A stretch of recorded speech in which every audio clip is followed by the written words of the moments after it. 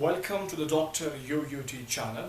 The video is available in English and this one is in Urdu. Topic is mechanism of action or the mode of action of the nitric oxide. इसका mechanism of action कैसा है nitric oxide का? पहले हम सिर्फ समझेंगे in general. चाहे histamine के ड्रग्स हो, एगोनिस्ट हो या M3 एगोनिस्ट हो, मस्क्रेनिक और या फिर एंटी एंजाइनल ड्रग्स हम लेंगे, स्पेशली नाइट्रेट्स, वो क्या करते हैं, वो रिलीज करवाते हैं ब्लड वेसल्स में नाइट्रिक ऑक्साइड को। नाइट्रिक ऑक्साइड क्या करते हैं, they will cause the vasodilation, vessels की डायलेशन करवाते हैं। कैसे करते हैं, ये मैकेनिज्म है। नाइट्रिक ऑक्साइड जब वेसोडाइलेशन करवाएंगे, वो क्यों, उसकी वजह है स्मूथ मसल्स जो है वो रिलैक्स हो जाते हैं। रीजन जो है वो है स्मूथ मसल्स की रिलैक्सेशन। जब स्मूथ मसल्स रिलैक्स होंगे तो फिर वेसल डायलेट होंगे, अगर हम वैस्कुलर स्मूथ मसल्स की बात करते हैं।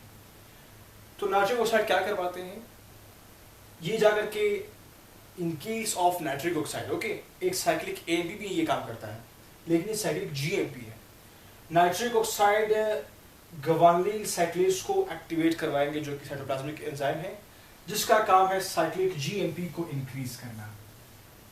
साइक्लिक जीएमपी जब इंक्रीज होंगे, उसका फिर काम क्या है, उसमें दूसरे मायोसिन फॉस्फेटेजेस एंजाइम्स को एक्टिवेट करना होता है। वो क्या करते हैं, उसका काम है डीफॉस्फोरिलेशन करवाना, light change of the myosin. Myosin जानते होंगे आप लोग, एक्टिन मायोसिन, जिसका काम है मसल्स की कॉन्ट्रैक्शन करना। लेकिन साइक्लिक जीएमपी की वजह से क्या हुआ, डीफॉस्फोरिलेशन होगी इनकी by mean of myosin phosphatases enzyme.